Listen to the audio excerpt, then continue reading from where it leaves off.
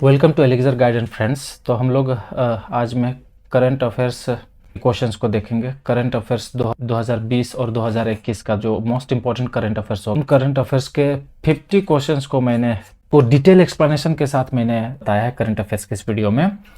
तो उसमें आप स्टैटिक्स जीके भी आपका कवर अप होगा बहुत, इसलिए ये वीडियो सिर्फ उसके लिए नहीं है जो वेस्ट बंगाल कांस्टेबल का एग्ज़ाम देने वाले हैं 26 तारीख को। उसके लिए सिर्फ ये वीडियो नहीं है, बल्कि कोई भी एग्ज़ाम जो आने वाला एग्ज़ाम है उसमें करंट अफेयर्स अगर एक पार्ट है होगा एग्ज़ाम में तो उसके लिए बेनिफिट करेगा। दूसरा खास बात यहाँ पर बोल दूँ कि मैंने इंग्लिश में रखा है क्वेश्चन को, इंग्लिश लैंग्वेज में। मुझे मालूम है आपका क्वेश्चन पेपर रहेगा या तो बांग्ला या फिर नेपाली में, इंग्लिश में तो नहीं आएगा। लेकिन मैंने एक्सप्लेनेशन चूंकि हिंदी में किया और हिंदी तो एवरीबॉडी नोज आज के डेट में सभी, तो बांग्ला में लेकिन मैं ट्रांसलेशन करने का कोशिश किया है। So if any mistakes you catch there in Bengali translation, please avoid that and focus on the English written question paper. दूसरा, आप पेन पेपर लेके बैठो, ठीक है, हमेशा कि जैसे कि मैं बोलता हूँ पेन पेपर लेके बैठो और बहुत सारे चीज़ों को नोट डाउन करो। तो चलो फिर शुरू करते हैं, let's get started.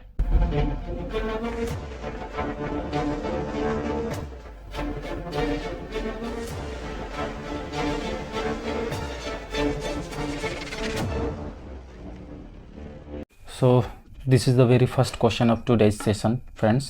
According to WHO, the official name of the disease that is caused by the 2019 novel coronavirus।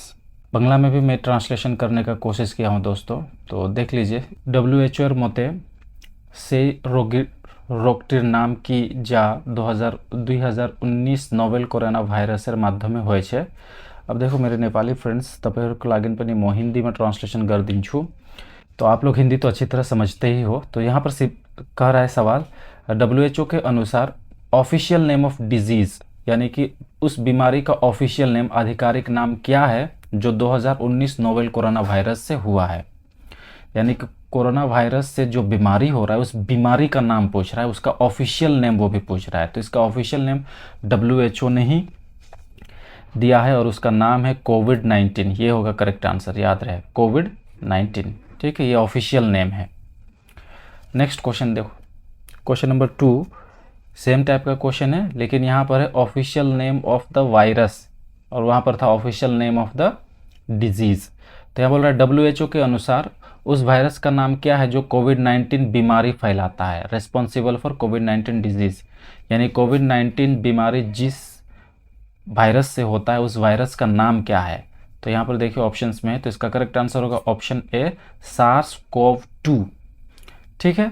और ये क्वेश्चन आया था WBCS 2021 अगस्त 22 तारीख को, ठीक है फ्रेंड्स।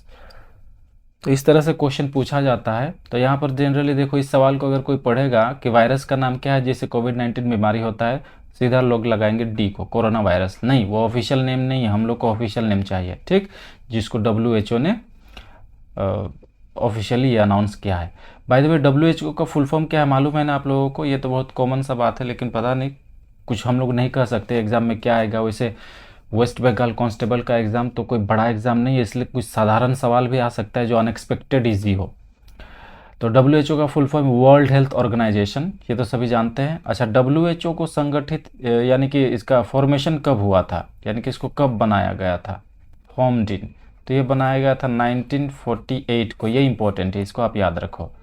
दूसरा, WHO का हेड कौन है, who is the head of WHO, head बोलिए या फिर डायरेक्टर जनरल एक्चुअली पद का नाम होता है। तो WHO का डायरेक्टर जनरल एट प्रेजेंट कौन है, ये पूछा जा सकता है। वो है टेड्रस एधनम। टेड्रस एधनम WHO का डीजी है अभी, WHO का। और ये कहाँ का है, ये भी कभी कभी सवाल में पूछता है। तो ये है इथियोपिया का।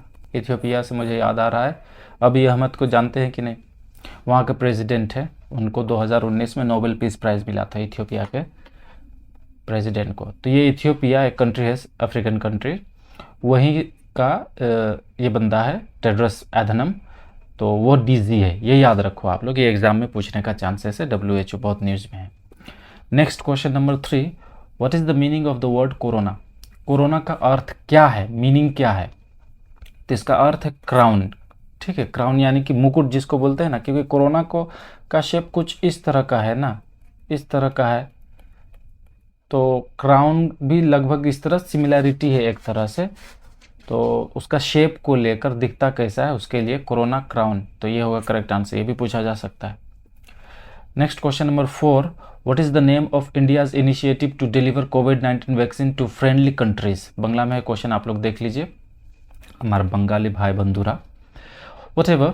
तो क्वेश्चन क्या कह रहा है कि कोविड-19 वैक्सीन जो हमारा दो देश है, भारत देश ने एक इनिशिएटिव लिया है, ठीक है, एक उद्योग लिया है, एक प्रोग्राम इनिशिएट किया था, चालू किया था कि जो हमारे फ्रेंडली कंट्रीज जो है ना, जैसे कि पड़ोसी कंट्री में से ज़्यादातर फ्रेंडली कंट्रीज़ हमारे हैं, जैसे श्रीलंका है, मालदीव है, बांग्लादेश है। पाकिस्तान हमारा फ्रेंडली कंट्रीज़ के लिस्ट में नहीं आता है, उनसे हमारा रिलेशन अच्छा नहीं रहता है।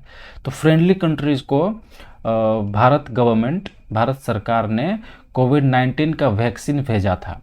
तो किस प्रोग्राम के तहत भेजा था, उसका इनिशिएटिव का नाम क्या था, तो वो था वैक्सीन मैत्री, ये होगा इसका करेक्ट आंसर। इसी के तहत हम लोग श्रीलंका को, उसके बाद मालदीव को हम लोग बहुत सारा वैक्सीन दिया था। ये न्यूज़ में भी आया था क्योंकि हमारे कंट्री के लोग वैक्सीन के बिना मर रहे थे, उस वक्त भारत सरकार इन लोगों को वैक्सीन भेज रहा था, तो ये न्यूज़ में भी थोड़ा सा चर्चा में था। Next question number 5, which country's passport is declared the most powerful as per the Henley passport index. Henley passport index के अनुसार दुनिया का सबसे स्ट्रॉन्ग पावरफुल, मोस्ट पावरफुल, यहाँ देखिए स्ट्रॉन्ग पासपोर्ट कौन सा है, किस देश का है, तो ये है जापान का पासपोर्ट। हेनली पासपोर्ट में जापान ही ऑलवेज ज़्यादातर टॉप में रहता है, ठीक है, नंबर रैंक 1 जापान का पासपोर्ट सबसे ज़्यादा स्ट्रॉन्ग है। अच्छा, पासपोर्ट स्ट्रॉन्ग होना या वीक होना, इससे क्या मतलब है, मतलब उस पासपोर्ट से आप कितना ज़्यादा कंट्री में विजिट कर सकता है वो है। तो जापान का पासपोर्ट में अलाउ करता है 191 कंट्रीज़ को, ठीक है। और सेकंड पोजीशन में है, यानी कि रैंक 2 में अगर बात करें तो वो है सिंगापुर। सिंगापुर के पासपोर्ट से 191 कंट्रीज़ ट्रैवल किया जाता है वीज़ा फ्री, वो भी। अच्छा, अपना इंडिया का हालत क्या है इसमें, तो इंडिया का रैंक है 85th और हम लोग के लिए 58 कंट्रीज़ वीज़ा फ्री ट्रैवलिंग के लिए सुविधा है। तो ये कुछ है, ये करंट अफेयर्स का न्यूज़ है, देख लीजिएगा। तो हेनली पासपोर्ट इंडेक्स के अनुसार सबसे पावरफुल पासपोर्ट वाला कंट्री है जापान, याद रखें। सेकेंड में है सिंगापुर और अपना इंडिया है 85th रैंक में है, जिसमें 58 कंट्रीज़ विजिट किया जा सकता है। Question number 6 says who was the first US president to be impeached twice.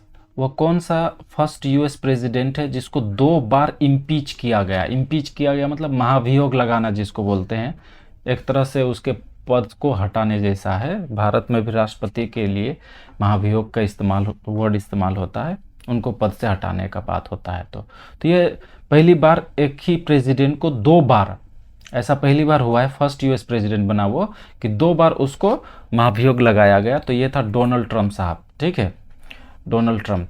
तो इलेक्शन तो हुआ, अभी डोनाल्ड ट्रंप तो नहीं है, अभी है जो बाइडेन वहाँ का प्रेजेंट प्रेसिडेंट है। प्रेजेंट प्रेसिडेंट यूएसए का, यूनाइटेड स्टेट्स ऑफ अमेरिका का जो बाइडेन है। ये इंपॉर्टेंट एग्जाम में आ सकता है कि यूएस प्रेसिडेंट अभी कौन है, जो बाइडेन, और वो किसको हराया, तो डोनाल्ड ट्रंप को हराया है, ठीक है। नेक्स्ट क्वेश्चन ये देखिए, यहाँ पर आ गया, पूरा नाम दिया है यहाँ पर, जोसेफ रॉबिनेट बाइडेन जूनियर, ये उसका पूरा नाम है, जो बाइडेन है, इसको हम लोग जो बाइडेन ही कहते हैं शॉर्ट में। तो जो बाइडेन यानी Joseph Robinette Biden the 46th president, ये बात याद रखो, मैंने क्वेश्चन में भी बहुत सारा जानकारी यहाँ छुपा हुआ है। 46th president of USA belongs to the political party name, कौन से पॉलिटिकल पार्टी से वो बिलोंग करता है, उस पॉलिटिकल पार्टी का नाम क्या है। और ये क्वेश्चन भी मैंने उठाया है WBCS 2021 का, जो 22 अगस्त को हुआ था एग्जाम, कल ही परसों हुआ था। वहाँ पर ये सवाल पूछा गया था कि यूएस प्रेसिडेंट जो बाइडेन यानी जोसेफ रॉबिनेट बाइडेन जूनियर जो 46th प्रेसिडेंट है, कितना नंबर का प्रेसिडेंट है अभी, 46th। ये बात को याद रखो, ये पूछता है कितना नंबर का प्रेसिडेंट है वो, तो उसका पार्टी का नाम, पॉलिटिकल पार्टी का नाम क्या है। जैसे कि नरेंद्र मोदी जी हमारा भारत का प्रधानमंत्री है, तो उनका पार्टी का नाम क्या है, बीजेपी। उसी तरह ममता बनर्जी जी हमारे वेस्ट बंगाल के मुख्यमंत्री, उनका पार्टी का नाम क्या है, टीएमसी। उसी तरह जो बाइडेन का पार्टी का नाम क्या है, ये WBCS में पूछ चुका है, तो हो सकता है बहुत चांसेस है आपको में भी आए या कुछ और इससे रिलेटेड आए। तो इसका पार्टी का नाम है डेमोक्रेटिक पार्टी, ये होगा इसका करेक्ट आंसर। अच्छा, रिपब्लिकन पार्टी ये डोनाल्ड ट्रंप का ही पार्टी है, ठीक। डोनाल्ड ट्रंप का पार्टी रिपब्लिकन पार्टी है और जो बाइडेन का पार्टी डेमोक्रेटिक पार्टी है, ये याद रखो। और ये चीज़ को भी आप नोट कर लो, 46th प्रेसिडेंट है, ठीक। नेक्स्ट क्वेश्चन फिर से यूएसए से ही है। Who is the first women vice president of USA? America का, यूएसए का पहला वुमेन वाइस प्रेसिडेंट, ठीक है। महिला में से सबसे पहली बार उपराष्ट्रपति एक बनी है, तो उसका नाम क्या है?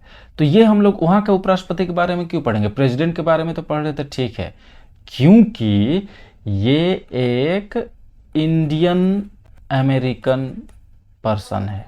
वहाँ का उपराष्ट्रपति बनी है ना, वो इंडियन अमेरिकन है, तो इंडियन मूल की है, भारतीय मूल की है। यहाँ देख लो भारतीय मूल का कौन है, नाम से क्या लग रहा है, कमला, तो कमला हैरिस है ये, ठीक है। और इंडिया में अगर ये बोलेगा कि किस स्टेट से ये इनका संबंध है, तो वो तमिलनाडु से, चेन्नई, पुराना नाम तो मद्रास है, तो अभी तमिलनाडु, तो यहाँ से उनका रिलेशन है, उनके पूर्वज यहीं के हैं, तो अभी तो वहाँ का सिटीजनशिप है, उनको वाइस प्रेसिडेंट है वहाँ का। तो बहुत इम्पोर्टेंट है कि एक भारतीय दुनिया का सबसे पावरफुल कंट्री का वाइस प्रेसिडेंट बना है पहली बार, वुमेन में से, और वो भी इंडियन मूल का। Next question, where is world's largest cricket stadium situated? दुनिया का सबसे बड़ा क्रिकेट स्टेडियम कहाँ पर अवस्थित है, ये सवाल पूछ रहा है। विश्व बृहत्तम क्रिकेट स्टेडियम कोথায় अवस्थित हो, तो ये अपना प्यारा भारत में है, इंडिया में है, ठीक। अब इंडिया में कहाँ है अगर बोलेंगे, तो ये है गुजरात में, करंट अफेयर में था, गुजरात के अहमदाबाद में, अहमदाबाद शहर में ये स्टेडियम है, ठीक है। मोटेरा नामक जगह है, तो मोटेरा स्टेडियम भी पहले कहते थे। अच्छा, इसका पुराना नाम था सरदार पटेल स्टेडियम, अब इसका लेकिन नया नाम, यानी कि एट प्रेजेंट इस क्रिकेट स्टेडियम का, जो दुनिया का सबसे बड़ा स्टेडियम है, वो है Narendra Modi stadium. Very important current affair, Narendra Modi stadium, ठीक है, याद रखो। सरदार पटेल के नाम से था, मोदी जी ने अपने नाम से करवा लिया इनको, नरेंद्र मोदी स्टेडियम, ये इंडिया में है, ठीक है। देखो क्वेश्चन नंबर 10 क्या कह रहा है, India celebrated dash Republic day 2021। 2021 में इंडिया रिपब्लिक डे मनाया, वो कितना नंबर का था, कौन सा टर्म का था, ठीक है। तो पहला रिपब्लिक डे कब हुआ था, 26 जनवरी 1950 को, तो आप यहाँ से हिसाब लगा लो, 1950 और 2021 में कितना नंबर का ये पड़ेगा, तो ये होगा 72nd। तो ये रहा क्वेश्चन नंबर 11 से, who was the chief guest in 72nd Republic day of India? 72nd Republic day India ने जो मनाया 2021 में, उसका चीफ गेस्ट कौन था? तो ऑप्शन में देखो, ऑप्शन ए में बोल रहा है जायर बोल्सोनारो, ऑप्शन बी बोल रहा है Cyril Ramaphosa, Boris Johnson and non. देखो 2021 का यानी कि 72nd रिपब्लिक डे, गणतंत्र दिवस, यानी 26 जनवरी को किसी को भी नहीं बुलाया गया, मतलब कोई नहीं आया, तो ये होगा correct answer option D, none. आगे एक्सप्लेन कर रहा हूँ चीज़ों को, ध्यान से सुनो।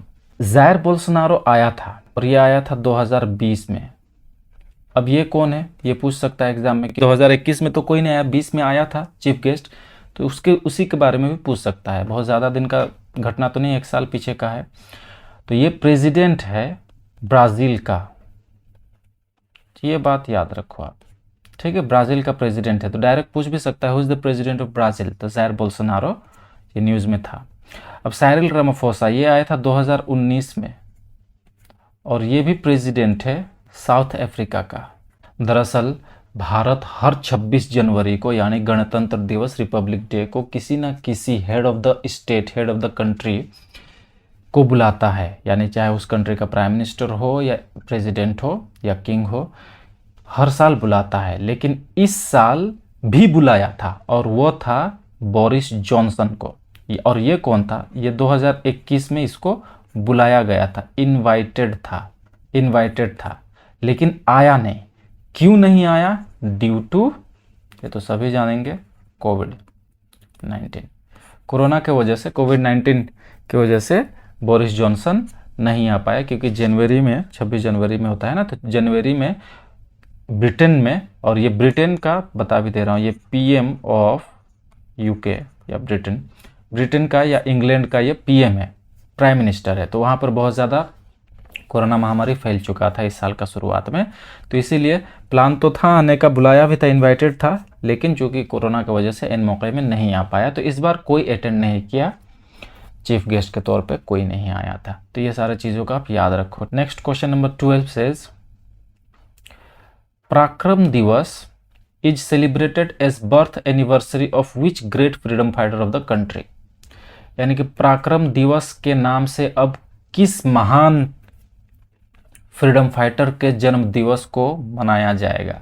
यानी कि इनमें से कौन सा वो महान शख्स है जो फ्रीडम फाइटर थे, महान ग्रेट फ्रीडम फाइटर, जिनके बर्थ एनिवर्सरी को, जन्म दिवस को अब पराक्रम दिवस के नाम से मनाया जाएगा। ये इसी साल 2021 में नरेंद्र मोदी जी ने ऐलान किया है, और ये है correct answer option A, Netaji Subhash Chandra Bose के जन्मदिन को पराक्रम दिवस के नाम से मनाया जाएगा। और इनका जन्म दिवस कब होता है, तो ये होता है 23 जैन को, यानी कि जनवरी 23 तारीख को इनका जन्म दिवस होता है। तो डायरेक्ट पूछा जाएगा कि सुभाष चंद्र बोस का जन्म दिवस कब होता है, तो जनवरी 23। कहाँ हुआ था इनका जन्म, ये भी इम्पोर्टेंट है। तो ये हुआ था कटक में, जो कटक अभी उड़ीसा में है, उस वक्त बंगाल प्रेसिडेंसी के अंडर आता था ब्रिटिश इंडिया में। तो उनको जन्म दिवस को पराक्रम दिवस के नाम से मनाया जाएगा अब आने वाले टाइम से। अब और कुछ खास इन्फॉर्मेशन, नेताजी के नाम के आगे तरफ नेताजी लगा हुआ है, तो नेताजी ये टाइटल उनको किसने दिया। बहुत लोग समझते हैं गांधी जी ने दिया, नहीं, एक्चुअली में गांधी जी ने नहीं दिया था, बल्कि क्या बोलेंगे, पीपल ऑफ जर्मनी, और साथ ही साथ हम लोग बोलेंगे वहाँ के Indian soldiers, prisoners of war था एक्चुअली में, बोलो ये लोग दिया था। ठीक, अब ये क्या है, कहानी थोड़ा सा बताता हूँ, समझ लीजिए एकदम शॉर्ट में।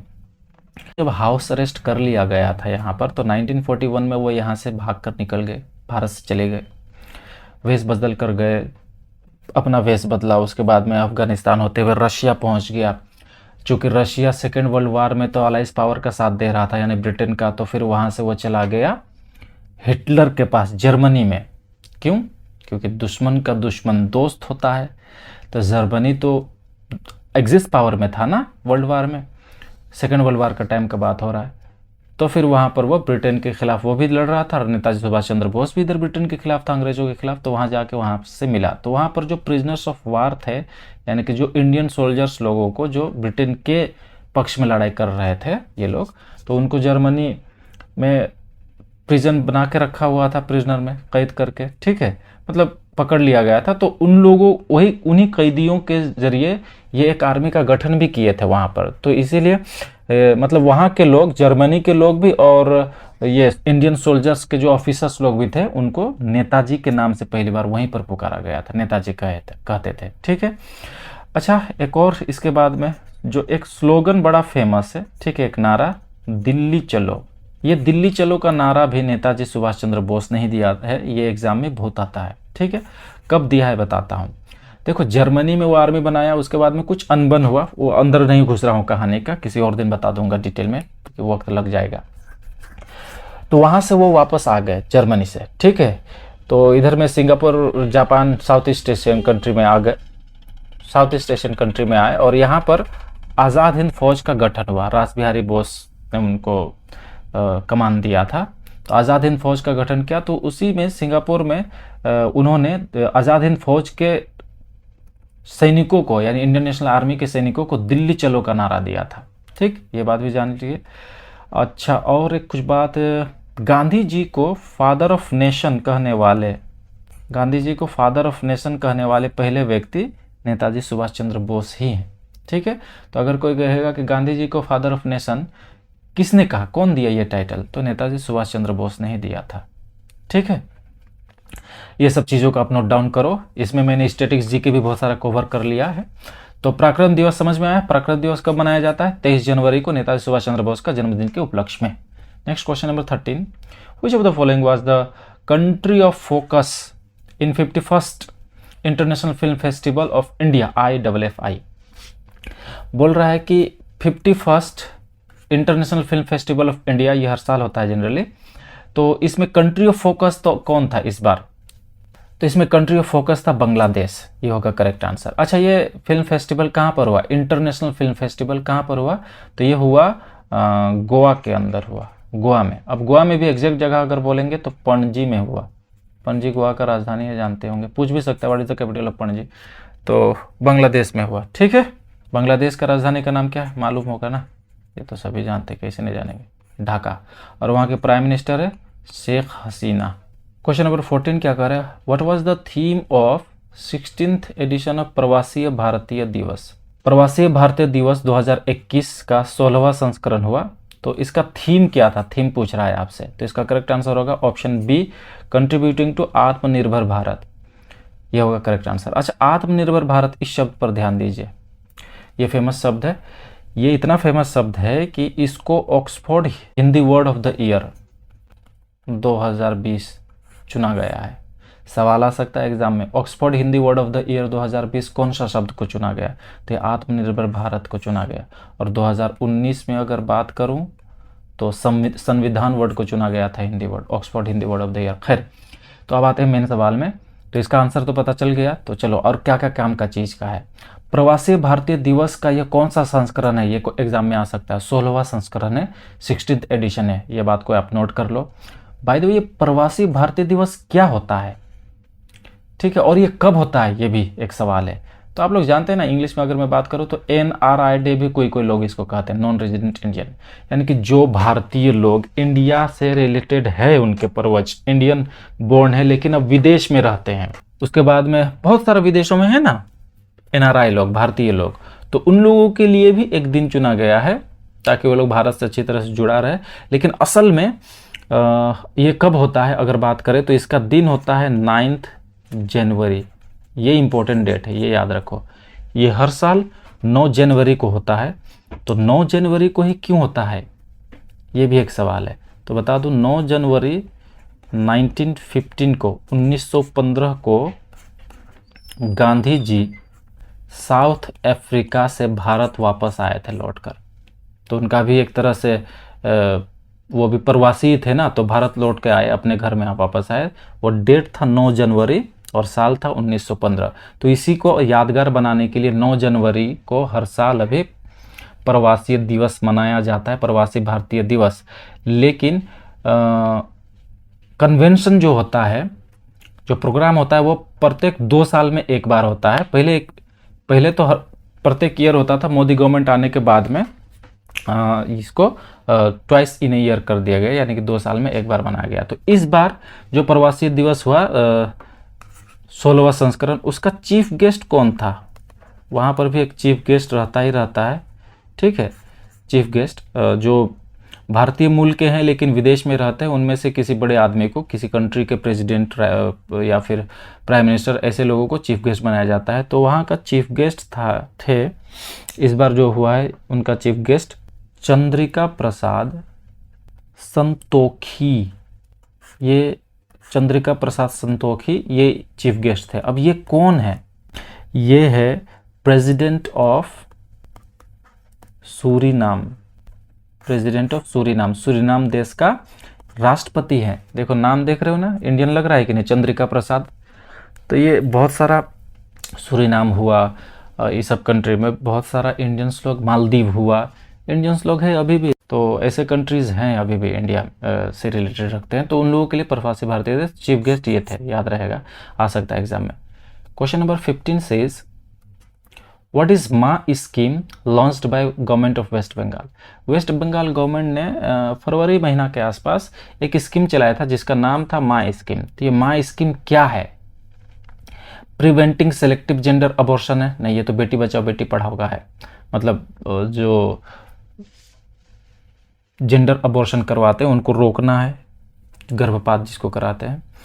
500 is provided at the time of birth of all girl child to reduce dropout, to prevent early marriage, to prevent males for poor at ₹5। ये option D is the correct answer. देखो election के ठीक पहले campaigning हो रहा था उस time का ये बात है, वेस्ट बंगाल में 5 रुपये में गरीब लोगों के लिए भरपेट खाने का एक मिल रहा था, माने प्लेट मिल रहा था, 5 रुपये पर प्लेट बोल के, है ना, गरीब लोगों के लिए। तो यही स्कीम का नाम है माँ स्कीम। गवर्नमेंट का स्कीम है वेस्ट बंगाल, इसीलिए हो सकता है एग्जाम में आए, आप लोग देख ले, आप याद कर ले। क्वेश्चन नंबर 16 क्या कह रहा है, when was Chauri Chaura incident taken place, Chauri Chaura हत्याकांड कब हुआ था। अब ये हिस्ट्री का एक क्वेश्चन है, ठीक है, और ये हुआ था 4 फरवरी 1922 को, कहीं कहीं पर 5 फरवरी भी रहता है, ईयर को याद रखो 1922 है, और फरवरी में 4 या 5 कोई भी दो में से रहेगा तो चलेगा, 4-5 एक साथ दोनों नहीं देगा, अगर दे भी दिया तो फिर ईयर डिफरेंट रहेगा, जैसे कि ऑप्शन ए में है ईयर डिफरेंट है, ठीक है। तो ये तो हिस्ट्री का क्वेश्चन है। अब क्या हुआ था इस दिन मैं बता दूं, चौरी चौरा हत्याकांड। अच्छा, चौरी चौरा एक जगह का नाम है जो गोरखपुर यूपी के आसपास है, ठीक है। मैं प्रीवियस ईयर वीडियो में कितना बार इस बात को बताया हूँ, जब भी हिस्ट्री का बात क्वेश्चन आया है, इसका क्वेश्चन गोरखपुर यूपी में पड़ता है ये, ठीक। तो हुआ क्या था घटना, दरअसल Gandhi ji non cooperation movement चला रहे थे, और नॉन कोऑपरेशन मूवमेंट 1920 से 22 के आसपास तक चला था, तो अपने पीक पर था, एकदम बिल्कुल ज़बरदस्त चल रहा था। मतलब ऐसा हो गया था नॉन कोऑपरेशन मूवमेंट पे कि अंग्रेजी सरकार घुटने टेकने पर बिल्कुल आमादा थे, मतलब और थोड़ा देर चलेगा, कुछ दिन और तो बस उनका घुटने टेक देगी अंग्रेजी सरकार, इतना ज़बरदस्त चला था, बिल्कुल सफलपूर्वक चल रहा था। लेकिन गांधी जी का मूल मंत्र क्या था, नॉन वायलेंस, अहिंसा और सत्याग्रह, ठीक। तो क्या हुआ था, 22 तारीख ये 1922 को 4 फरवरी 1922 को नॉन कोऑपरेशन मूवमेंट का ही एक आंदोलन चल ही रहा था, जुलूस निकला हुआ था, और वहाँ के जो जुलूस के लोकल्स लोग जो थे, ठीक है, जुलूस में जो लोग थे जनरली आईएनसी के ही कार्यकर्ता लोग, इंडियन नेशनल कांग्रेस के, तो वो लोग चौरी चौरा के पुलिस स्टेशन में आग लगा दिया, और वहाँ के जितने भी पुलिस थे उनको जिंदा जला के मार डाला गया। तो ये तो एक बिल्कुल हिंसात्मक कार्रवाई हुआ, बिल्कुल वायलेंट कार्रवाई हुआ। गांधी जी के कानों में ये खबर गया, गांधी जी तत्काल तुरंत ही आंदोलन को, नॉन कोऑपरेशन मूवमेंट को वापस ले लिया। इतिहासकारों का कहना है कि अगर गांधी जी उस दिन इस आंदोलन को वापस नहीं लेते ना, तो शायद हम लोगों का आज़ादी और जल्दी मिलता। खैर व्हाटएवर, इतिहासकारों में डिफरेंट मत्स होता ही है, हिस्ट्री में तो है ही ऐसा मत। तो ये रहा इसका। तो ये सवाल को मैंने यहाँ पर क्यों डाला है करंट अफेयर्स में, इस बात को आप समझिए। तो चौरी चौरा हत्याकांड का इस बार 2021 में 100 साल पूरा हो रहा है। तो ये न्यूज़ में था, 100 ईयर्स, 1 सेंचुरी सेनेटरी पूरा हो गया इसका, ठीक है। तो इसलिए न्यूज़ में है, तो ऐसे ही क्वेश्चन तो बनता है, जो न्यूज़ में रहता है उससे रिलेटेड स्टैटिक जीके बना के दे देता है। आप समझेंगे कि अचानक से ये क्वेश्चंस कहाँ से, अगर न्यूज़ में ज़रूर उससे कुछ ताल्लुक रहा होगा। तो चौरी चौरा हत्याकांड कब हुआ था, 4 फरवरी 1922 को क्या हुआ था, पुलिस स्टेशन में जिंदा जला दिया गया था पुलिस वालों को, और इसका इस बार 100 साल पहुँच रहा है, तो ये न्यूज़ में भी था, नॉन कोऑपरेशन मूवमेंट का ही एक हिस्सा था ये। Next question, question number 17, what is the rank of India in democracy index 2020 released by economic intelligence unit. देखो, economic intelligence unit democracy index जारी करता है प्रत्येक साल। तो 2021 वाला तो अभी जारी नहीं हुआ है, तो 2020 का डेमोक्रेटिक इंडेक्स 2021 में आके ही जारी हुआ, लेकिन 2020 वाला डेटा, तो उसका उसमें इंडिया का रैंक क्या है ये पूछ रहा है, what is the rank of India there. तो उसमें इंडिया का रैंक है 53rd। ये अच्छी बात नहीं है, डेमोक्रेसी का इंडेक्स में हम लोग का रैंक ठीक नहीं है, 53rd, ठीक है। और 53rd है, और ये हम लोग को किस कैटेगरी में रखा है, इंडिया को किस कैटेगरी में रखा है मालूम है, फ्लॉड डेमोक्रेसी। फ्लॉड डेमोक्रेसी मतलब दोषपूर्ण प्रजातंत्र, यानी कि अच्छा प्रजातंत्र नहीं है। और 1 नंबर में कौन है मालूम है, फर्स्ट रैंक 1, यानी कि सबसे बढ़िया, दुनिया का सबसे अच्छा डेमोक्रेसी यहाँ कर बोलेंगे, इस देश का बोलेंगे तो वो है नॉर्वे। ये नॉर्वे, स्वीडन, फिनलैंड, ये लोग हमेशा टॉप पर ही रहते हैं सभी अच्छे चीज़ों में। अच्छा, नॉर्वे का कैपिटल आपसे पूछा जा सकता है, क्योंकि ये टॉप किया है भाई डेमोक्रेसी का इंडेक्स में, तो ओस्लो इसका कैपिटल है, याद रहे, ओस्लो, ठीक है। इस तरह से पूछा जा सकता है। Next question, question number 18, what is the rank of India in global gender gap index 2021 published by world economic forum. World economic forum global gender gap index 2021 release कर दिया, पब्लिश किया है। तो उसमें इंडिया का रैंक क्या है ये हमसे पूछ रहा है। तो इस इंडिया का उसमें रैंक है 140, 140 है, ठीक, 140वां रैंक इंडिया का है। तो ये भी हमारे लिए अच्छा नहीं है। जेंडर गैप इंडेक्स यानी कि सेक्स रेशियो का बात कर रहा है ये, मेल फीमेल वाला। तो फर्स्ट रैंक कौन किया है, यानी कि सबसे अच्छा इस जोन में कौन सा कंट्री है, तो इसमें है आइसलैंड। आइसलैंड फर्स्ट रैंक है, ये बात याद रखो। अच्छा, आइसलैंड का कैपिटल पूछा जा सकता है क्योंकि ये न्यूज़ में आ गया है। तो आइसलैंड का कैपिटल है रेयकजाविक। बड़ा अजीब सा नाम है, याद रखने का कोशिश कीजिए, आप लोग रखना ही पड़ेगा। Next question number 19, who has been honoured with Dada Saheb Phalke award 2019।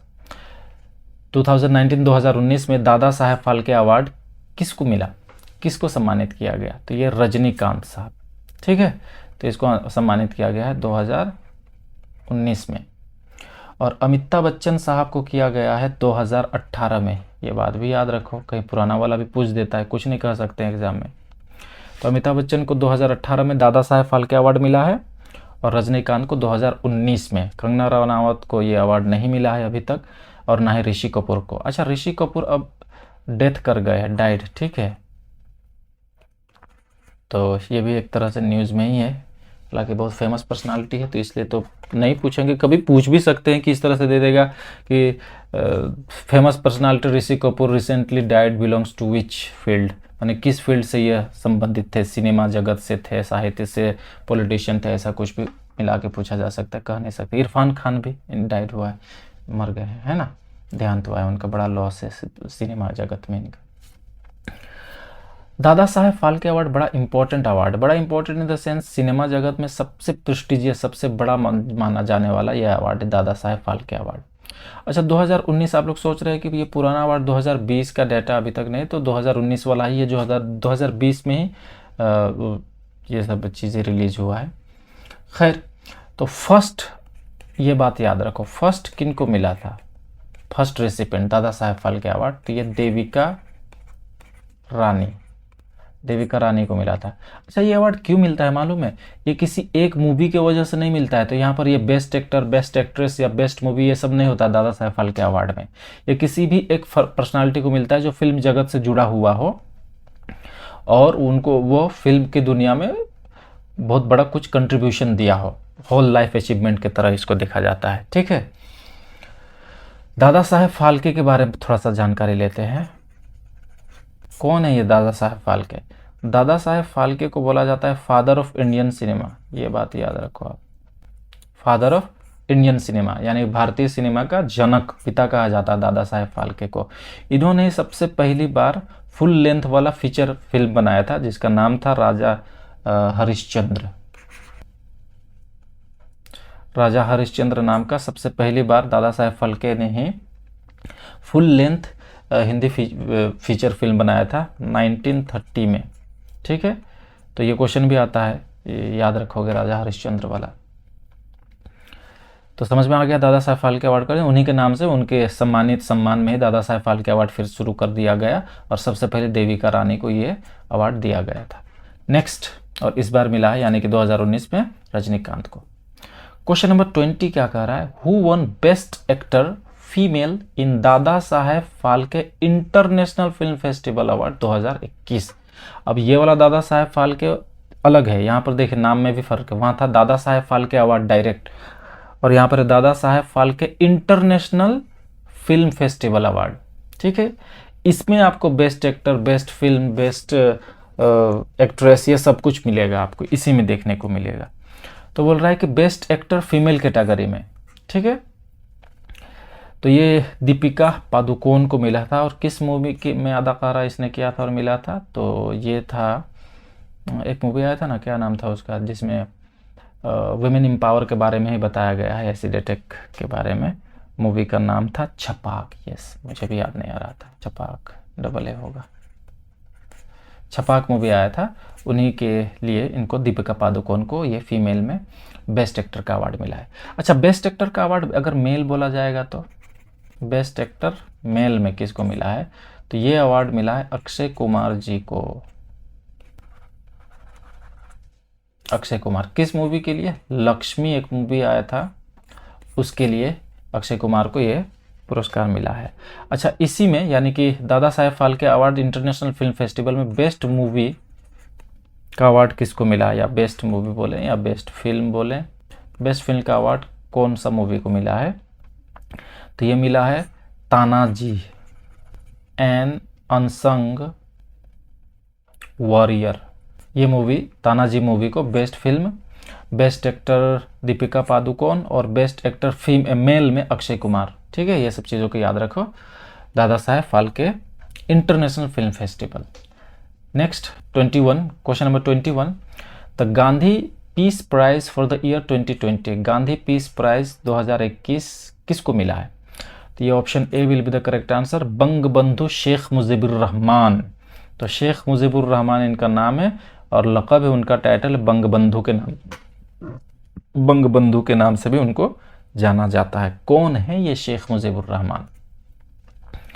Sheikh Mujibur Rahman को बोला जाता है फाउंडिंग फादर ऑफ बांग्लादेश।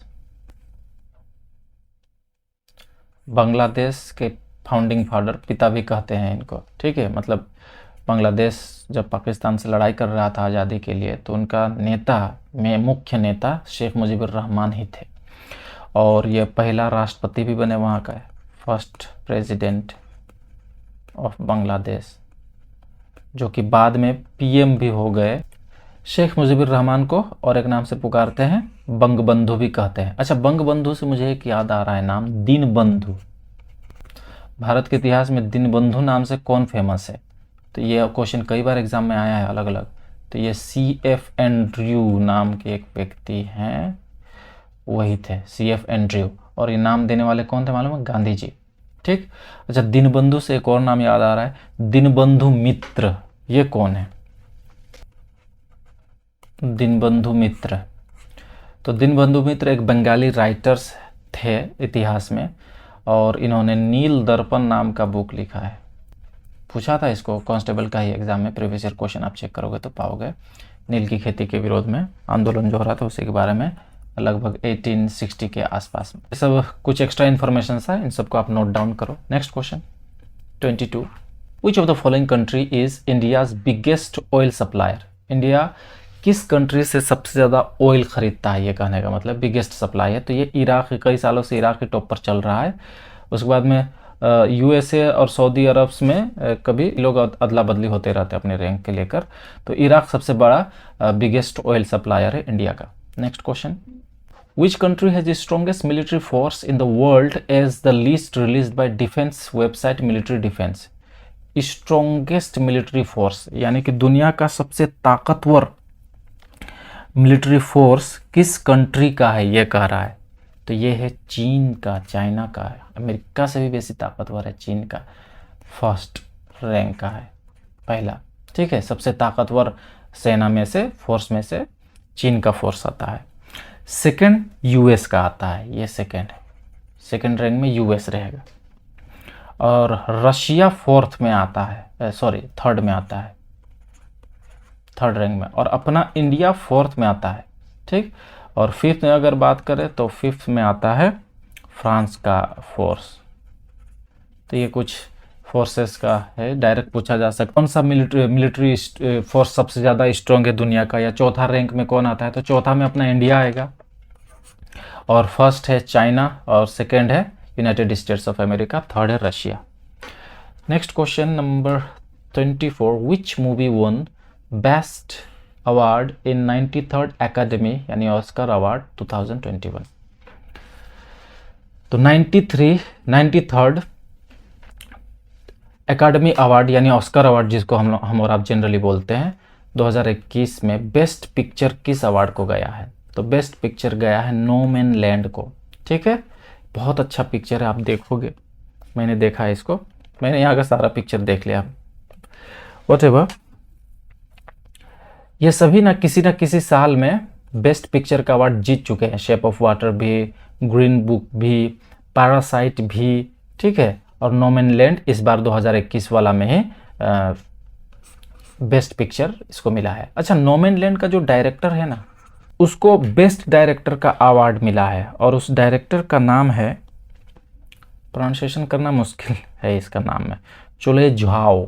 ये एक फर्स्ट एशियन वुमेन है डायरेक्टर में से जिसको बेस्ट डायरेक्टर का अवार्ड मिला है। तो ये न्यूज़ में है इसीलिए, ठीक है। नोमैनलैंड का ही डायरेक्टर है, और नोमैनलैंड का ही जो लीड एक्ट्रेस है वहाँ पर, जिसका नाम है फ्रांसिस मैकडॉर्मैंड, ये नोमैनलैंड का ही लीड एक्ट्रेस है।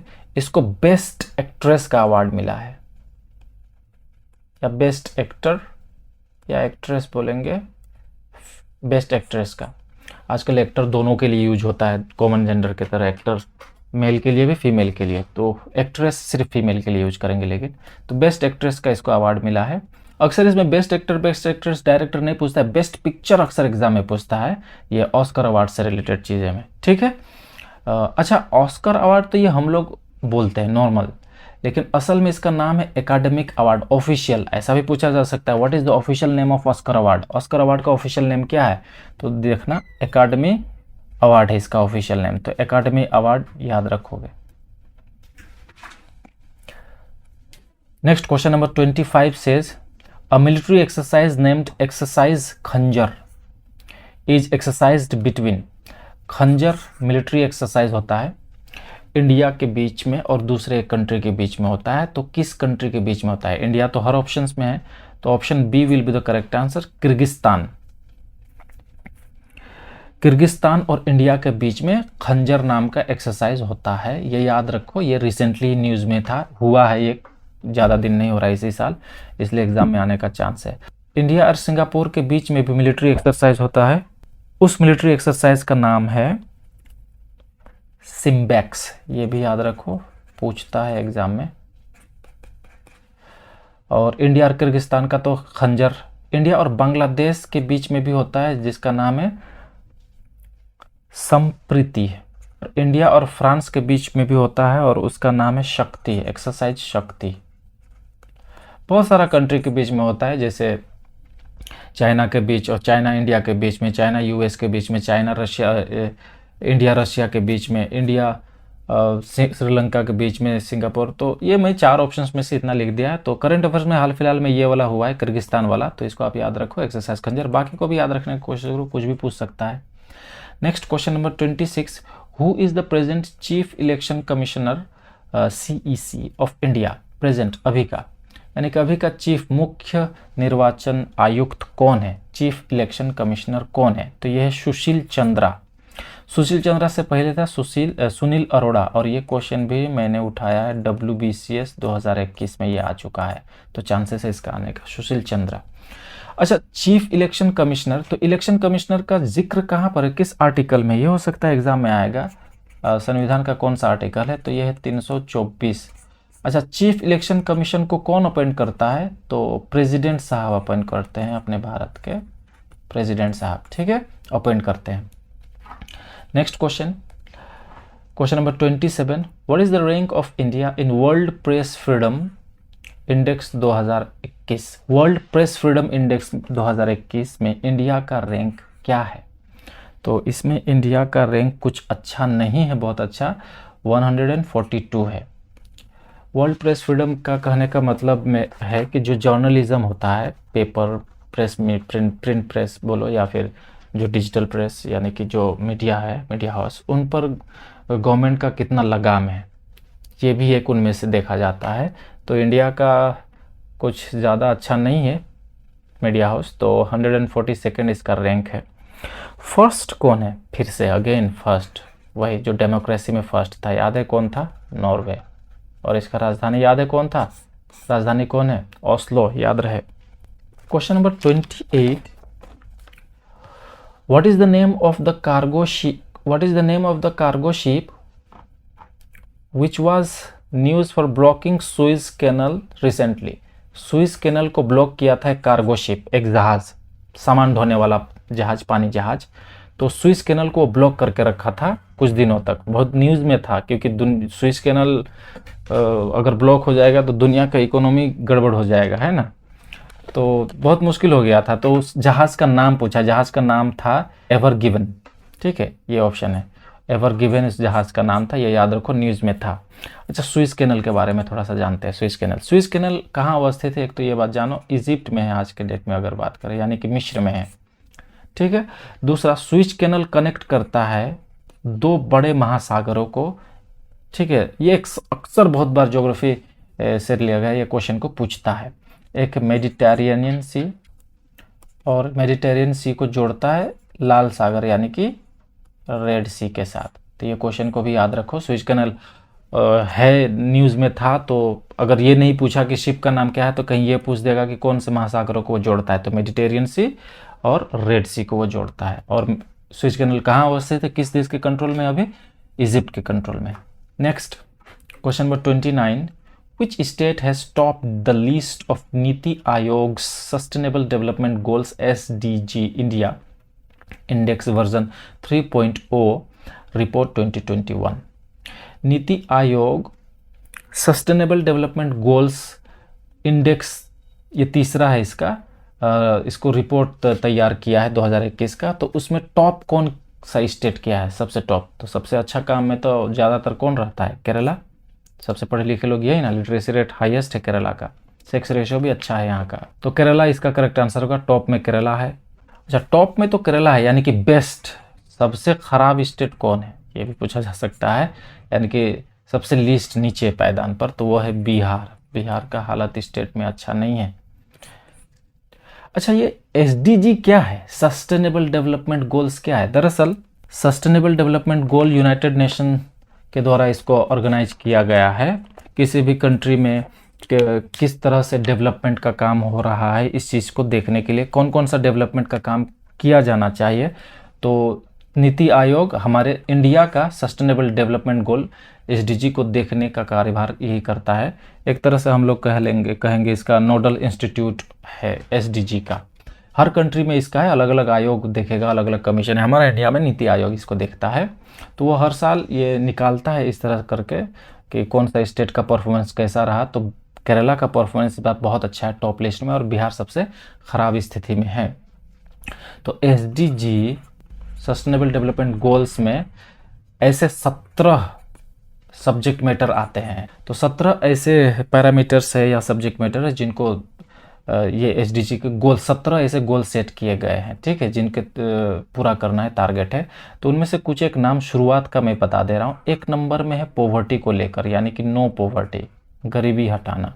2 नंबर में है, सिर्फ 1 2 3 को ही मैं बता दूंगा, ज़ीरो हंगर, यानी कि भूखमरी ख़त्म करना। 3 नंबर बोलेंगे तो हेल्थ से रिलेटेड है, गुड हेल्थ के बारे में, यानी अच्छा स्वास्थ्य मिले। और 4 नंबर एजुकेशन से है, और भी है 7 8 10 12 17 तक ऐसा है। तो याद रखो, एक बार डब्ल्यूबीसी में भी पूछा था कि सबसे पहला एसडीजी गोल में सबसे पहला गोल कौन सा, ये इसी रैंक में याद करना जरूरी है। ऐसा नहीं कि आप 4 नंबर वाला को पहले बोलोगे। नो पॉवर्टी सबसे पहला रैंक में आएगा, यानी कि सबसे पहला टारगेट पॉवर्टी को ख़त्म करना है, गरीबी को। उसके बाद को हंगर को, ठीक है, हंगरी लिख दिया, हंगर को। उसके बाद हेल्थ अच्छा करना है, फिर एजुकेशन को ठीक करना। ये सब इसका 17 ऐसे गोल सेट किए गए हैं यूएन के द्वारा। Next question number 30, presently how many Indian states have a bicameral state legislature? ये तो स्टेटिक जीके है। कितने स्टेट इंडियन स्टेट हैं, भारतीय राज्य हैं, जिसमें बाइकैमरल स्टेट लेजिस्लेचर है? तो अभी तो 7 था कुछ दिन तक, अब 6 हो गया है। जम्मू एंड कश्मीर को जब स्टेटहुड यानी कि यूनियन टेरिटरी बनाया गया, स्टेटहुड ख़त्म कर दिया गया उसका, तो जम्मू कश्मीर रीऑर्गेनाइजेशन वाला जो एक्ट लाया गया उसके तहत इसको स्टेट लेजिस्लेचर वहाँ से ख़त्म हो गया।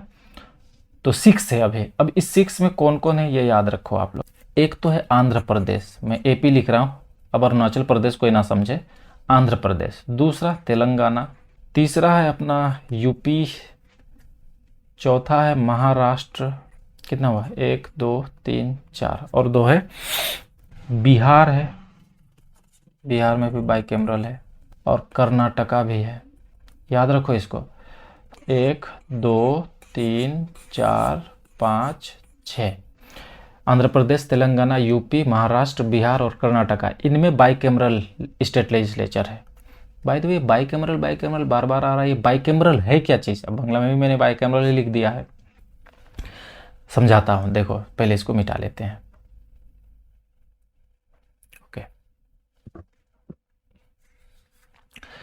देखो सेंट्रल में कैसा है सरकार चलाने का सिस्टम, तो सेंट्रल में दो हाउसेस है ना पार्लियामेंट में, एक है लोकसभा और एक है राज्यसभा। यहाँ के तो मेंबर को एमपी बोलते हैं ना, मेंबर ऑफ पार्लियामेंट बोलते हैं। Exactly in the same way state में भी दो कैमरल होते हैं, दो चेंबर होते हैं, दो हाउस होते हैं। एक को बोलते हैं लेजिस्लेटिव असेंबली और एक को बोलते हैं लेजिस्लेटिव काउंसिल।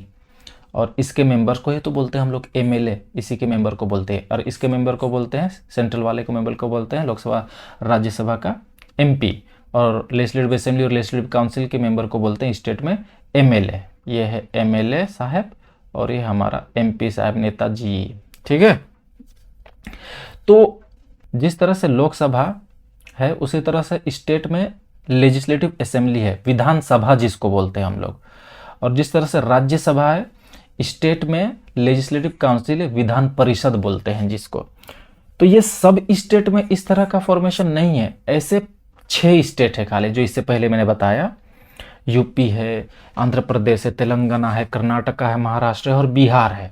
ठीक है, तो इसी को बोलते हैं बाइकैमरल। सभी स्टेट में नहीं है, यानी कि लेजिस्लेटिव काउंसिल यानी कि विधान परिषद सब स्टेट में नहीं है, लेजिस्लेटिव असेंबली तो हर स्टेट में है। तो ये क्वेश्चन को मैंने करंट अफेयर में लेकिन क्यों डाला है, तो देखिए कुछ ही दिन पहले वेस्ट बंगाल गवर्नमेंट, ममता दीदी का गवर्नमेंट ने ये अनाउंसमेंट किया, बल्कि बाकायदा रेजोल्यूशन अप्रूव पास हुआ है, resolution passed, resolution legislative assembly में एमएलए साहब लोग रेजोल्यूशन पास किया हुआ है। क्या चीज़ का, to create legislative council. Legislative council विधान परिषद क्रिएट करने वाला है, रेजोल्यूशन पास भी हो चुका है। इसीलिए चूंकि न्यूज़ में है और वेस्ट बंगाल का न्यूज़ है और वेस्ट बंगाल में एग्जाम हो रहा है ना, West Bengal constable West Bengal का है, तो इसीलिए इंपॉर्टेंट हो जाता है हमारे लिए। तो हमको तो अभी पास हुआ, सिर्फ रेजोल्यूशन पास हुआ है, क्रिएट अभी हुआ नहीं है लेजिस्लेटिव काउंसिल, इसलिए ऐसा नहीं पूछेगा। तो पूछ सकता है कि एट प्रेजेंट लेजिस्लेटिव काउंसिल किस किस स्टेट में है, विधान परिषद किस किस राज्य में है, या बाइकैमरल किस किस राज्य में है। तो अभी तक 6 है, लेकिन अगर वेस्ट बंगाल में क्रिएट हो गया तो फिर से 7 हो जाएगा।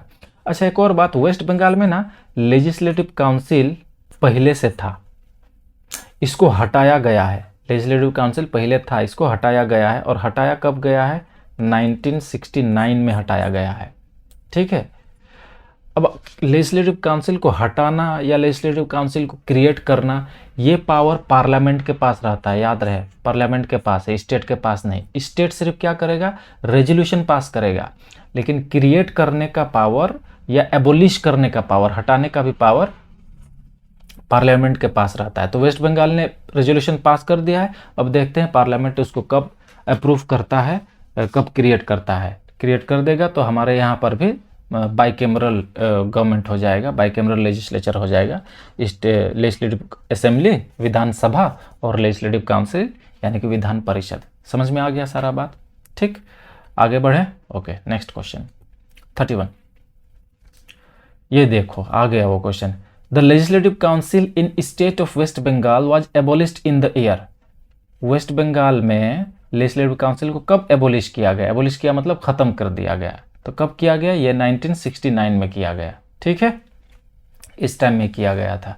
और ख़त्म करने का भी तरीका यही है, लेजिस्लेटिव काउंसिल को ख़त्म करने का तरीका वही है कि वो वाला स्टेट अपने लेजिस्लेटिव असेंबली में पहले रेजोल्यूशन पास करेगा एबोलिश करने का, फिर वो पार्लियामेंट में जाएगा, पार्लियामेंट उसको अप्रूव करेगा, इस तरह से ख़त्म होगा। समझ में आ रहा है ना। और ये कौन सा आर्टिकल के तहत पार्लियामेंट को ये पावर अगर दिया गया है, ये क्वेश्चन भी आ सकता है। पार्लियामेंट को लेजिस्लेटिव काउंसिल एबोलिश करना या फिर क्रिएट करने वाला जो पावर है वो किस आर्टिकल के तहत मिलता है, तो ये 169 आर्टिकल ही है। देखो 69 मैच कर रहा है, इससे याद रखने में सुविधा भी होगा। 169 आर्टिकल के तहत विधान परिषद को क्रिएट भी किया जा सकता है और एबोलिश भी किया जा सकता है। ये पार्लियामेंट के पास पावर है, लेकिन पार्लियामेंट सिर्फ चाहने से भी नहीं होगा, पहले स्टेट लेजिस्लेचर को भी रेजोल्यूशन पास करना पड़ेगा, उसको भी एग्री होना पड़ेगा। अच्छा, जिस तरह से वेस्ट बंगाल गवर्नमेंट ने क्या किया है, लेजिस्लेटिव काउंसिल को क्रिएट करने का रेजोल्यूशन पास किया है ना, कि उसको लेजिस्लेटिव काउंसिल चाहिए, लेजिस्लेटिव विधान परिषद चाहिए, उसी तरह से आंध्र प्रदेश गवर्नमेंट ने 2020 में पिछले ही साल लेजिस्लेटिव काउंसिल को एबोलिश करने का रेजोल्यूशन पास किया है, लेकिन उसका अभी तक पार्लियामेंट में वो एबोलिश नहीं हुआ है, अप्रूव नहीं हुआ है, इसलिए वहाँ पर भी अभी लेजिस्लेटिव काउंसिल है।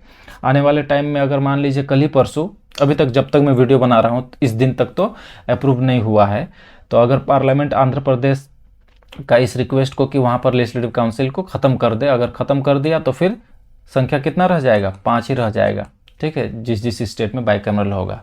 और वेस्ट बंगाल अगर ऐड हो गया तो फिर टोटल 7 बन जाएगा, इंक्लूडिंग एपी, आंध्र प्रदेश।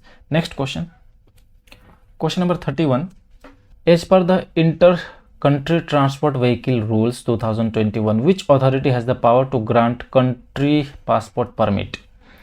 बोल रहा है कंट्री ट्रांसपोर्ट परमिट ना, कंट्री ट्रांसपोर्ट व्हीकल रूल्स 2021 एक नया रूल आया है ट्रांसपोर्टेशन में, ठीक है।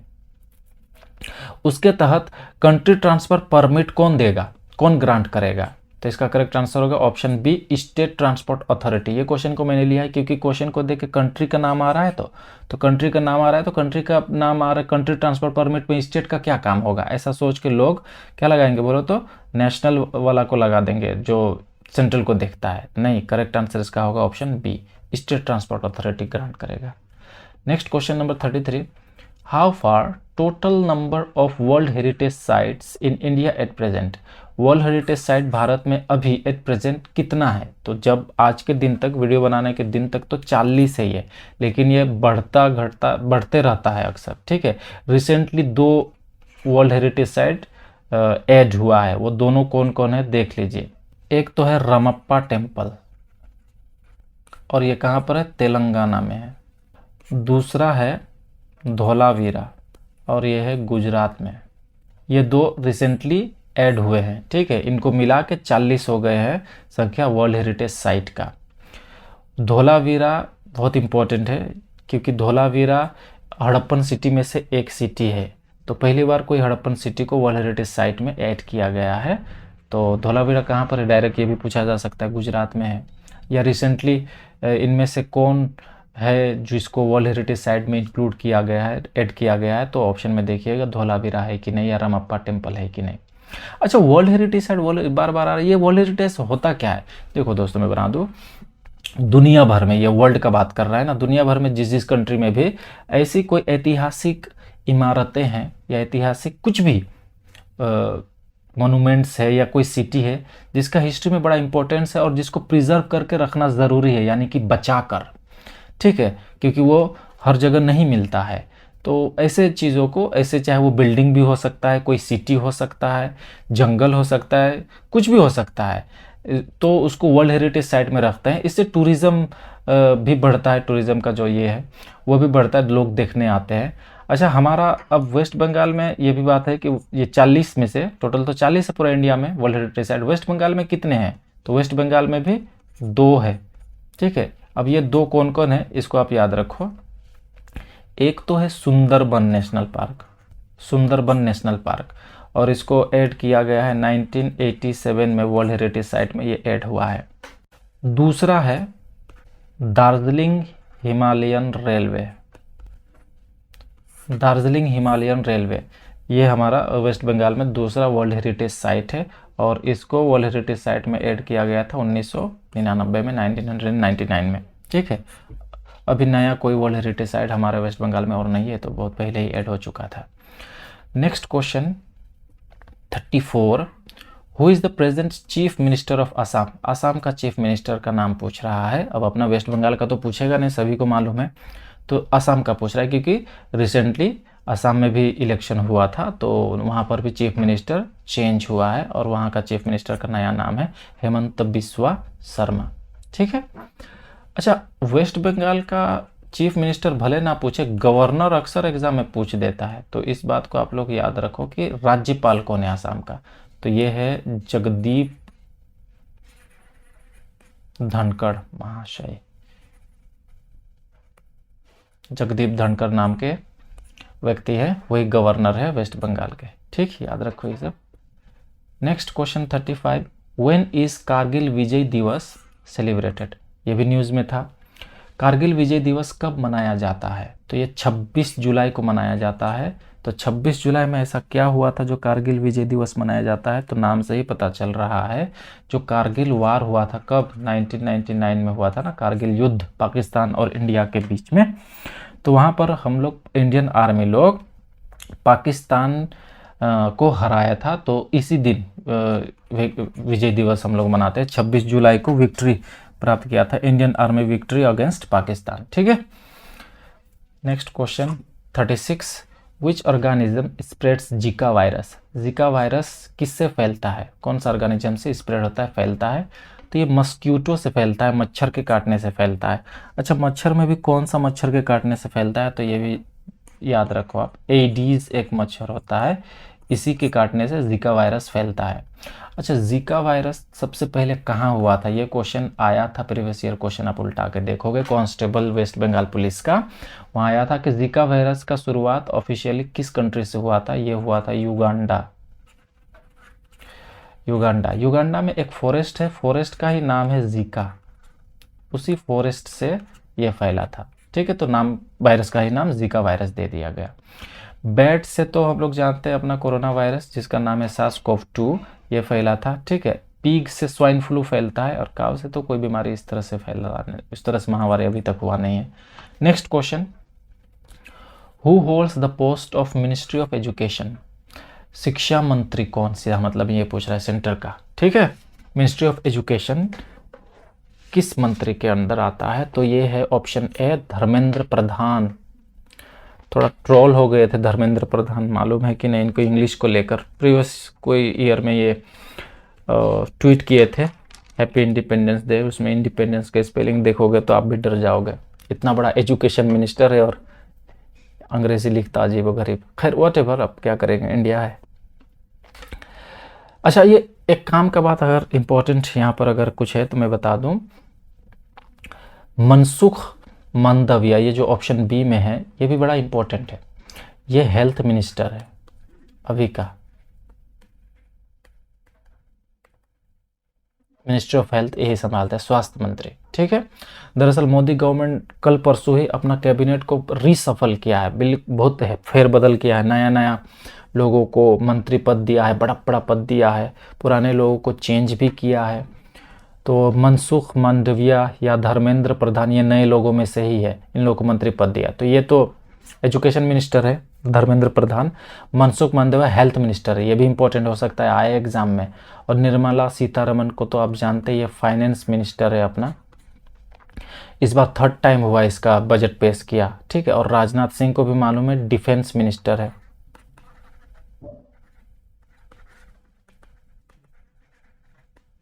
ठीक है, रक्षा मंत्री ये है।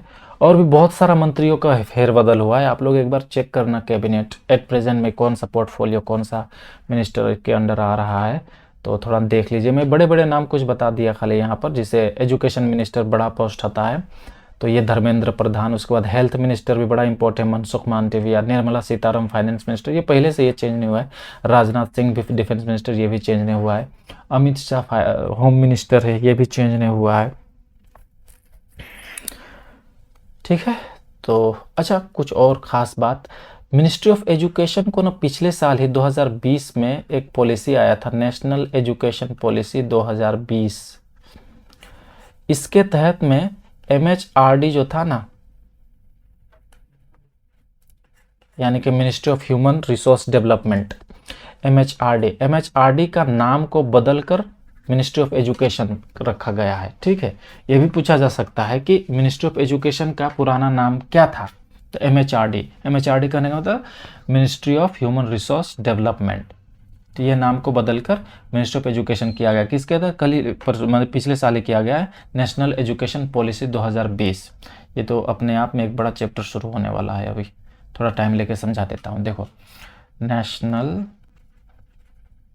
एजुकेशन पॉलिसी 2020 बहुत हेर फेर होने वाला है। ये अभी तक पूरी तरह से इम्प्लीमेंट तो ज़मीनी स्तर पर हुआ नहीं, थोड़ा टाइम लगेगा, लेकिन बहुत अच्छा है। मैंने ये पॉलिसी को पढ़ा था गवर्नमेंट का, तो बहुत अच्छा सिस्टम किया है इसने, मोदी गवर्नमेंट ने यहाँ पर एजुकेशन सिस्टम को ही पूरा फेरबदल कर दिया है। जैसे कि माध्यमिक, अब वो MP जो हम लोग बोलते हैं ना माध्यमिक परीक्षा, उनका वो उस तरह से नहीं होगा जो जितना वेटेज अभी है, कॉलेज में कोई कुछ भी स्ट्रीम लेके पढ़ सकता है, मतलब बहुत बहुत अच्छा है। आप लोग थोड़ा जाके देखो, अभी तो ये बताने का टाइम नहीं, क्योंकि मैं बताना कुछ और चाह रहा हूँ।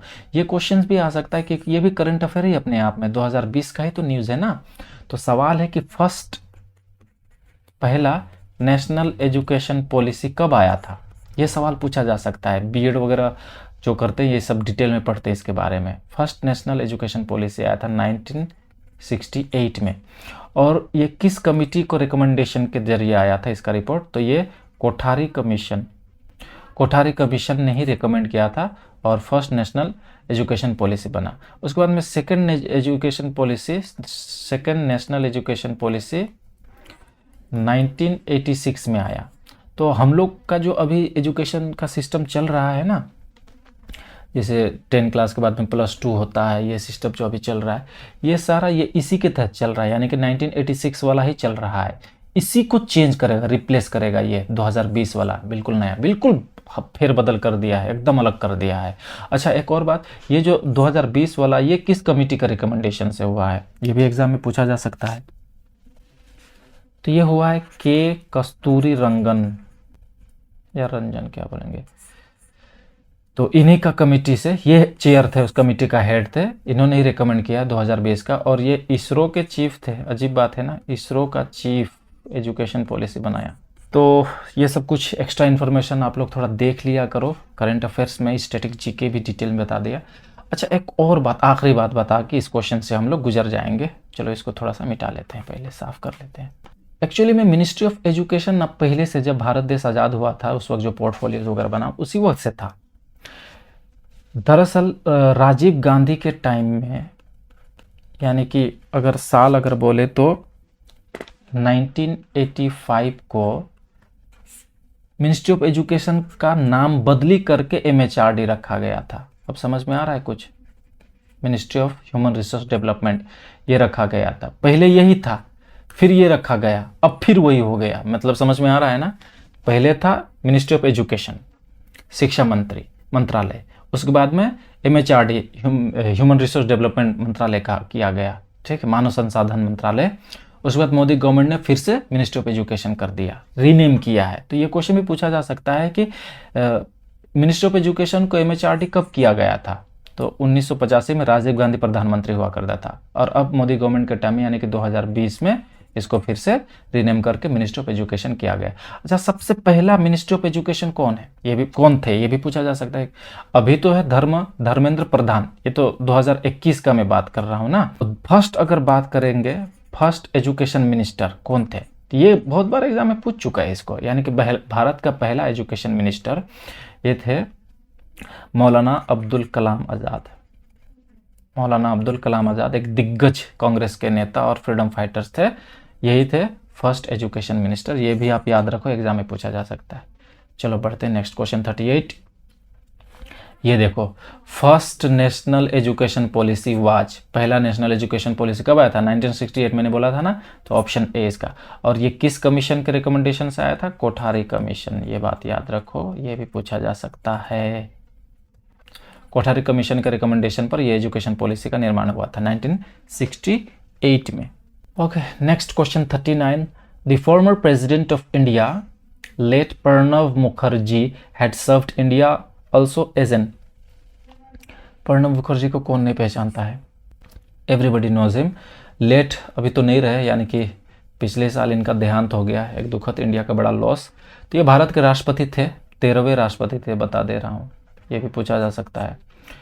तो ये भारत के राष्ट्रपति होने के अलावा अलग अलग टाइम में और क्या क्या पोस्ट में थे, finance minister, foreign minister, defence minister, all of the above correct answer होगा। देखो तो एक आदमी इतना सारा मिनिस्ट्री के पद में रह चुके हैं, मामूली बात नहीं है ये। बस सिर्फ प्रधानमंत्री नहीं थे, बाकी लगभग सभी बड़े बड़े पोस्ट में रह चुके थे, और प्रधानमंत्री से भी बड़ा पोस्ट मिल चुका था तब उनको अंत में, यानी कि प्रेसिडेंट, राष्ट्रपति सी। अब ये करंट अफेयर्स का बड़ा इंपॉर्टेंट क्वेश्चन है दोस्तों। क्यों इंपॉर्टेंट हो जाता है इसका, कुछ ज़्यादा है, क्योंकि प्रणब मुखर्जी वेस्ट बंगाल से ही बिलोंग करते हैं। तो ये भी पूछा जा सकता है उनका जन्म वेस्ट बंगाल में कहाँ, किस डिस्ट्रिक्ट में हुआ था, तो बता दें बीरभूम में हुआ था। बीरभूम डिस्ट्रिक्ट है वेस्ट बंगाल का, वहीं पर प्रणब मुखर्जी जी का जन्म हुआ था। और वो इनके अलावा भी बहुत सारा पोस्ट में रह चुके थे, वो एक्सटर्नल मिनिस्टर बोलो, finance minister, defence minister, next question 40, what is the rank of India in human development index 2020, HDI, human development index. Exam में कभी कभी HDI वर्ड ही यूज कर लेता है, एक्रोनिम, ठीक है, शॉर्ट फॉर्म। तो ह्यूमन डेवलपमेंट इंडेक्स 2020, क्योंकि 2021 में अभी तक रिलीज़ हुआ नहीं है, अक्टूबर महीना में जनरली रिलीज़ होता है। तो 2020 का ह्यूमन डेवलपमेंट इंडेक्स में भारत का रैंक क्या है, ये पूछ रहा है। तो ये है ऑप्शन बी 131, 131 भारत का रैंक है। ये बहुत ज़्यादा अच्छा तो नहीं है। और स्कोर क्या है ये भी पूछ सकता है, स्कोर देते हैं ना, तो 0.645 ये स्कोर है। अब वेस्ट बंगाल कांस्टेबल एग्ज़ाम में तो मेरे ख्याल से स्कोर का चांसेस कम है पूछना, लेकिन एक बार वेस्ट बंगाल WBCS एग्ज़ाम का मेंस में स्कोर पूछा था, अच्छे अच्छे एग्ज़ाम में स्कोर पूछता है, ठीक है। तो क्या पता, अभी नहीं कह सकते, जैसा कंपटीशन का ज़माना है ना, और जितने अनएम्प्लॉयमेंट बढ़ गए हैं, बहुत हाई एजुकेशन लेके लोग अनएम्प्लॉयड बेरोजगार बैठे हैं, तो कंपटीशन बढ़ा देते हैं वो लोग, तो फिर क्वेश्चन कमीशन हार्ड करने लगता है उस वक्त। तो ये स्कोर को भी आप लोग याद रखो, 0.645 इसका स्कोर है इंडिया का, और 131 रैंक है HDI में, ह्यूमन डेवलपमेंट इंडेक्स में, ठीक। क्या है ये ह्यूमन डेवलपमेंट इंडेक्स? देखो, मानव विकास सूचकांक भी बोलते हैं इसको, और इसको करने वाला, अच्छा यहाँ का पहले बात कर लेते हैं एक चीज़, फर्स्ट कौन है तब? इंडिया तो 131 रैंक में, फर्स्ट रैंक में तो कोई होगा ना, तो फर्स्ट रैंक में है HDI का फिर से नॉर्वे। देख रहे हो ये सब कंट्री को, हर चीज़ में आगे है यहाँ नॉर्वे, और नॉर्वे का कैपिटल ओस्लो बताया मैंने तभी। अच्छा, ह्यूमन डेवलपमेंट इंडेक्स के बारे में थोड़ा बात करते हैं। ह्यूमन डेवलपमेंट इंडेक्स का शुरुआत होता है 1990 से, और इसके शुरुआत में पायोनियर, इसको बनाने वाले में दो इकोनॉमिस्ट का हाथ है, दो अर्थशास्त्री का हाथ है, एक पाकिस्तान का, ठीक, पाकिस्तान का, और एक अपना इंडिया का, दोनों दिग्गज इकोनॉमिस्ट थे। महबूबुल, तो इनका हाथ है ह्यूमन डेवलपमेंट इंडेक्स को शुरुआत में पायनियर करने वाले में। और इंडिया में फेमस है ये नाम, तो अमर्त्य सेन सुने होंगे, अपने वेस्ट बंगाल के, क्यों नहीं सुनेंगे भाई, अमर्त्य सेन। और अमर्त्य सेन को 1998 में इकोनॉमिक्स में नोबेल प्राइज़ भी मिल चुका है, दुनिया का सबसे बड़ा प्रेस्टिजियस प्राइज़ में से एक है, नोबेल प्राइज़ भी मिल चुका है अमर्त्य सेन को। यानी कि भारतीयों में इकोनॉमिक्स में अगर कोई पहला नोबेल प्राइज़ पाने वाला व्यक्ति है तो वह अमर्त्य सेन है। ये 2020 या 19 का WBCS एग्ज़ाम के प्री में क्वेश्चन आ चुका था, जिस साल अभिजीत बैनर्जी को मिला था ना, उस साल वाला एग्ज़ाम में आ चुका था यह क्वेश्चन। आगे बढ़े, नेक्स्ट क्वेश्चन 41, हु वोन Nobel prize 2020 in literature? Literature में कौन नोबेल प्राइज़ जीता है 2020 में? 2021 का नोबेल प्राइज़ अभी तक अनाउंस नहीं हुआ है, इसलिए 2020 वाला आ सकता है। तो इसका करेक्ट आंसर होगा लुइस ग्लॉक। लुइस ग्लॉक किस देश का है, ये भी क्वेश्चन में पूछ सकता है। तो ये एक US पोएट है, यानी कि अमेरिकी कवि है, लिटरेचर में जीता है नोबेल प्राइज़, ठीक। अच्छा, नोबेल प्राइज़ के बारे में थोड़ा जानकारी ले लेते हैं तब। दुनिया का सबसे प्रेस्टिजियस प्राइज़ में से एक है नोबेल प्राइज़। तो एक साइंटिस्ट थे जिनका नाम था सर अल्फ्रेड नोबेल।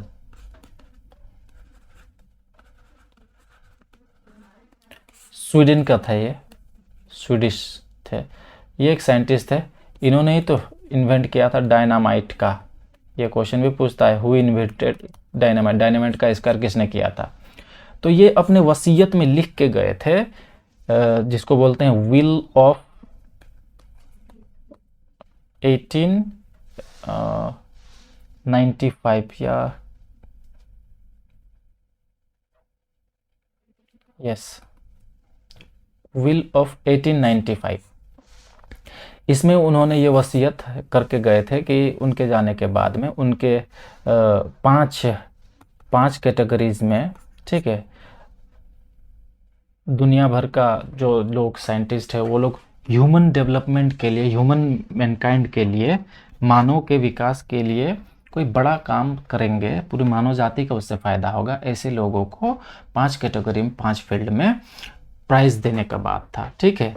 और उन्होंने अपना सारा संपत्ति उन्हीं के नाम से, वही प्राइज़ के नाम से करके गया। तो बस उन्हीं के नाम से फिर प्राइज़ का नाम रखा गया नोबेल प्राइज़, अल्फ्रेड नोबेल के नाम से रखा गया है। समझ में आ गया?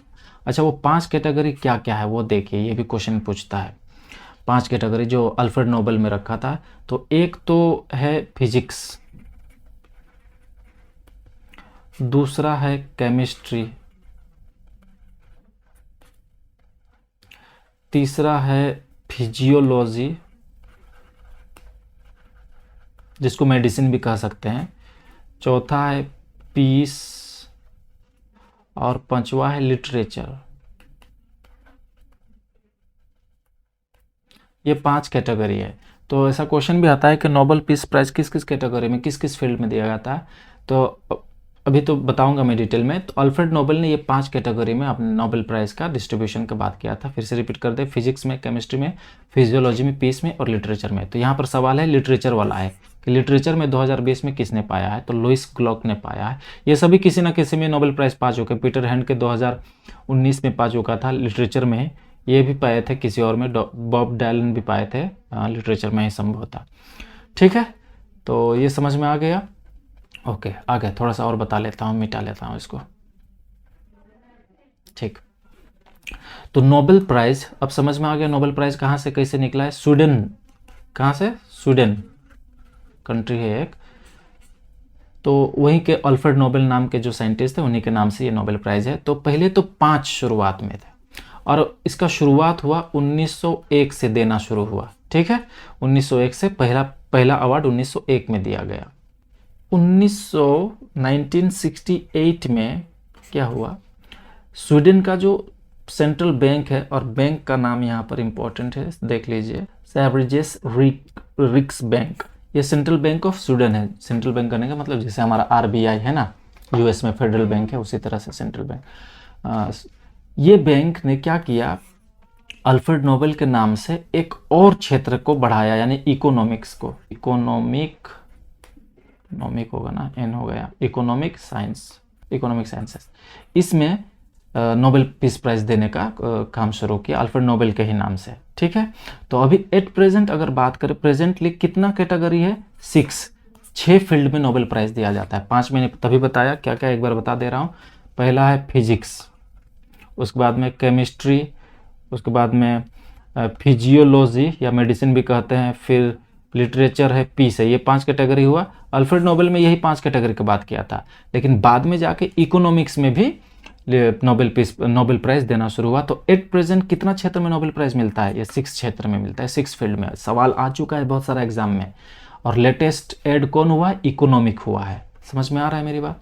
तो इसी इकोनॉमिक में अमृत सेन को मिला था, अभी जो इसे प्रीवियस क्वेश्चन में मैंने अभी बात किया। तो सब कुछ समझ में आ गया, उम्मीद है आप लोगों को। ठीक है, आगे क्वेश्चन देखो 42। Who won Nobel peace prize 2020? 2020 का नोबेल पीस प्राइज यानी कि पीस में किसको मिला है नोबेल? तो ये मिला है option A world food programme, ये यूएन का ही एक एजेंसी है, यूनाइटेड नेशन का। तो वर्ल्ड फूड प्रोग्राम को मिला है ये पीस प्राइज, याद रखा करो ये सब। ठीक है, अबी अहमद को 2019 में मिला था, इसको भी किसी न किसी साल में मिला, और ये लुइस ग्लॉक को तो लिटरेचर में मिला है ना। अच्छा, तो ये तो रहा। अभी मैं सिर्फ यहाँ पर क्वेश्चन डाला हूँ सिर्फ पीस का और लिटरेचर का, लेकिन दूसरा फिजिक्स, केमिस्ट्री, मेडिसिन में, इकोनॉमिक्स में, ये सब में भी तो मिला है ना। हाँ, वो सब भी एग्जाम में आ सकते हैं, बिल्कुल चांस है, तो आप लोग एक नज़र वहाँ मार लेना। ठीक, क्वेश्चन नंबर 43 क्या कह रहा है? Who one Australian open 2021? Australian open 2021 किसने जीता है? देखो 4 ग्रैंड स्लैम होते हैं ना, मालूम है कि नहीं है आप लोगों को? टेनिस ग्रैंड स्लैम्स बोलते हैं। वर्ल्ड फेमस 4 है, और भी है, इटालियन वगैरह बहुत सारा है, और भी है, 4 फेमस है। ठीक है, क्या क्या है? एक तो है ऑस्ट्रेलियन ओपन, मैं बता दे रहा हूँ यहाँ पर, ध्यान से सुनो, ये 1 नंबर में। ठीक, दूसरा है फ्रेंच ओपन, तीसरा है विंबलडन ओपन, और चौथा है यूएस ओपन। ये 4 टेनिस का ग्रैंड स्लैम है। ठीक है, और इसी क्रोनोलॉजिकल ऑर्डर में होता है, यानी कि सबसे पहले ऑस्ट्रेलियन ओपन होता है। कहाँ पर होता है? ऑस्ट्रेलिया में होता है टेनिस का। उसके बाद में फ्रेंच ओपन होता है। अच्छा, ये ऑस्ट्रेलिया में कब होता है? लगभग मान लीजिए जनवरी फरवरी के आसपास में ये होता है, ठीक है। कभी कभी डेट फिक्स नहीं रहता है, कभी मिड जनवरी में, कभी फरवरी फर्स्ट वीक में, इस तरह से। उसके बाद आता है फ्रेंच ओपन का, और फ्रेंच ओपन लगभग मई से जून के बीच में हो जाता है। और विंबलडन, फ्रेंच ओपन कहाँ होता है? फ्रांस में होगा, है ना।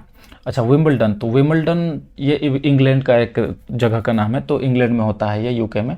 तो विंबलडन जून जुलाई के आसपास होता है। और यूएस ओपन, तो यूएस ओपन तो अगस्त सितंबर में होता है, तो हाल ही फिलहाल में सितंबर में ही हुआ है। तो यूएस ओपन तो एग्जाम में आना नहीं चाहिए, क्योंकि आपका क्वेश्चन पेपर ऑलरेडी प्रिंटेड हो चुका होगा, तो इतना धुआं निकलने वाला करंट अफेयर्स को तो इतना बर्निंग करंट अफेयर्स नहीं डालेगा।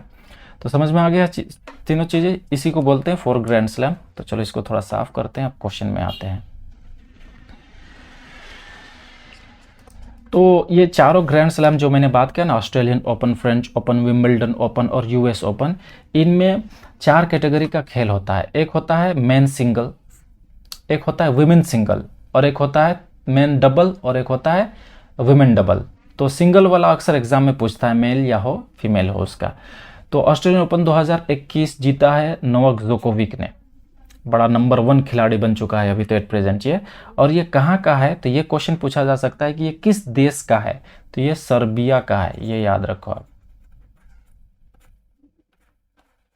सर्बिया एक कंट्री है, वहीं का है, सर्बिया का है नोवाक जोकोविक। राफेल नडाल भी बहुत अच्छा खेलते हैं, सुने ही होंगे नाम, रोजर फेडरर, स्टैन वावरिंका, ये सब का।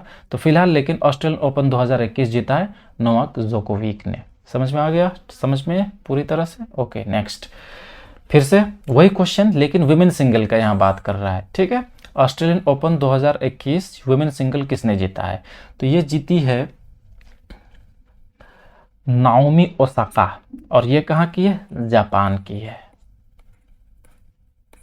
अपने भारत में सिंगल में से अभी तक कोई जीत नहीं पाया है, डबल में पहुंचे हैं वहां तक, ठीक। तो नेक्स्ट क्वेश्चन की तरफ बढ़े। क्वेश्चन नंबर 45, चारों ग्रैंड स्लैम का मैंने क्वेश्चन यहाँ पर डाल दिया, पूछता है अक्सर किसी ना किसी को एग्जाम में। फ्रेंच ओपन का बात कर रहा है। फ्रेंच ओपन 2021 मेन सिंगल किसने जीता? आंख बंद करके, ये भी नोवाक जोकोविक। कहाँ का है? सर्बिया का, मैंने बताया। देखो मैं बता दे रहा हूँ, दरअसल नोवाक जोकोविक ने इस बार 3 ग्रैंड स्लैम में से, 4 ग्रैंड स्लैम में से 3 नोवाक जोकोविक ही जीत गया शुरुआत का 3, यानी कि लास्ट में कौन होता है? यूएस ओपन होता है, मैंने बताया। तो यूएस ओपन को छोड़कर बाकी तीनों, ऑस्ट्रेलियन ओपन, फ्रेंच ओपन और विंबलडन ओपन, तीनों ही नोवाक जोकोविक ने जीता है। तो समझ में आ गया? ओके, नेक्स्ट क्वेश्चन अब यही फ्रेंच ओपन के बारे में ही है, और ये विमेन सिंगल का बात कर रहा है। तो इसमें विमेन सिंगल में फ्रेंच ओपन में जीती है बारबोरा क्रेजिकोवा, ये जीती है। और ये कहाँ की है? यह सेज रिपब्लिक की है, कंट्री का नाम है सेज रिपब्लिक, तो वहीं का ये है। तो कंट्री भी कभी कभी पूछता है। तो बारबोरा ने जीता है women single French open. Next question, Wimbledon open men single, Novak Djokovic, ये भी होगा। मैंने बोला ना, तीनों, फ्रेंच बोलो, विंबलडन बोलो या ऑस्ट्रेलियन बोलो, नोवाक जोकोविक ही जीता है। कहाँ का है? फिर से सर्बिया का है। अब विंबलडन वुमेन, वुमेन में विंबलडन कौन जीता है? तो वुमेन में विंबलडन जीती है आश्ले बार्टी, ये ऑप्शन ए वाला, आश्ले बार्टी। और ये कहाँ का है? तो ये है ऑस्ट्रेलिया की। कंट्री भी याद रखो, एग्जाम में कंट्री भी पूछ देता है कभी कभी। इस बार तो नोवाक जोकोविक ने छक्का मार दिया है, तो उनको तो बहुत सारा एग्जाम में पूछने वाला है, होने वाला एग्जाम में, बड़ा हो या छोटा हो।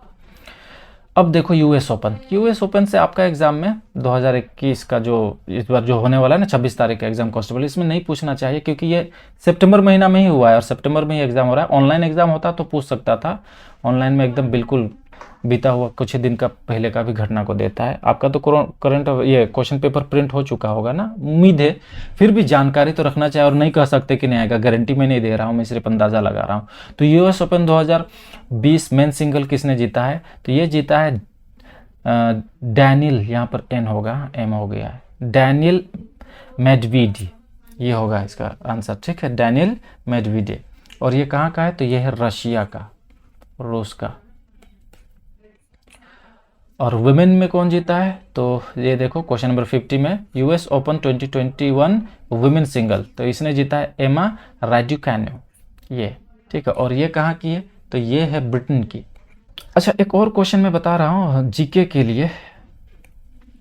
ये जो ऑस्ट्रेलियन ओपन हम लोगों ने देखा, चारों ग्रैंड स्लैम देखा, क्या क्या देखा? ऑस्ट्रेलियन ओपन, मैं शॉर्ट फॉर्म लिख रहा हूँ, ए ओपन, ऑस्ट्रेलियन ओपन, उसके बाद में फ्रेंच ओपन, विंबलडन ओपन और यूएस ओपन। ये चारों का ना कोर्ट अक्सर पूछता है। कोर्ट, कोर्ट समझते हैं ना, मतलब खेल का मैदान, टेनिस का मैदान को कोर्ट बोलते हैं। तो उस कोर्ट, किस टाइप का वो कोर्ट है, किस टाइप का मैदान रहता है, इसके बारे में अक्सर पूछता है। तो ये मैं एक नोट बना के आप लोग रख लीजिए, इसको स्टैटिक जीके में काम आएगा। करंट अफेयर से लेना देना नहीं है इसका, स्टैटिक जीके के लिए बता दे रहा हूँ। सबसे पहले ऑस्ट्रेलियन ओपन। ऑस्ट्रेलियन ओपन खेला जाता है हार्ड कोर्ट में। फ्रेंच ओपन खेला जाता है क्ले कोर्ट में, आउटडोर खेलते हैं क्ले कोर्ट। और विंबलडन खेला जाता है ग्रास में, घास के मैदान में। और यूएस ओपन भी खेला जाता है हार्ड कोर्ट में, यानी कि दो है हार्ड कोर्ट वाला। समझ में आ गया? फिर से रिपीट कर रहा हूँ। ऑस्ट्रेलियन ओपन खेला जाता है हार्ड कोर्ट में, फ्रेंच ओपन खेला जाता है क्ले कोर्ट में, आउटडोर है। और विंबलडन खेला जाता है ग्रास कोर्ट में और घास वाले मैदान में। और यूएस ओपन भी हार्ड कोर्ट में। अच्छा, इन चारों में से ना सबसे पुराना है विंबलडन, याद रहे। सबसे पुराना कौन है? Wimbledon, Wimbledon open. और ये इतना पुराना है कि इसका ईयर जो हुआ था शुरुआत 1877 में। सोच लो आप कितना साल पुराना है। सबसे पुराना है और सबसे प्रेस्टिजियस भी, माने इन चारों में सबसे ज़्यादा महत्वपूर्ण है। ठीक है, तो नेक्स्ट क्वेश्चन की तरफ या मूव करें या यहीं पर ख़त्म कर दे, बहुत बड़ा ज़्यादा हो जाएगा वरना वीडियो। तो मैं यहीं पर ख़त्म कर दे रहा हूँ इस वीडियो को। अगर देखूँगा सेकेंड पार्ट, अगर आप लोग बोलोगे सेकेंड पार्ट करंट अफेयर का, तो मैं बनाऊँगा वीडियो या देखता हूँ। So thank you very much. आप लोग ये जितना भी क्वेश्चंस दिया, बहुत सारा क्वेश्चन तो मैं कवर ही नहीं कर पाया हूँ। व्हाटएवर, कम पढ़े लेकिन अच्छा पढ़े, याद भी रहना चाहिए। पढ़ दिया इतना कि याद ही नहीं एग्जाम में क्वेश्चन आया और लगा नहीं पाया या गलत कर दिया तो फिर क्या फ़ायदा। ठीक है, तो all the best for your examination जो 26 तारीख को संडे के दिन में आने वाले, संडे में होने वाला। Thank you very much. तो अपना ख्याल रखिए, take care of your self. Tata, bye bye, जय हिंद, जय बांग्ला।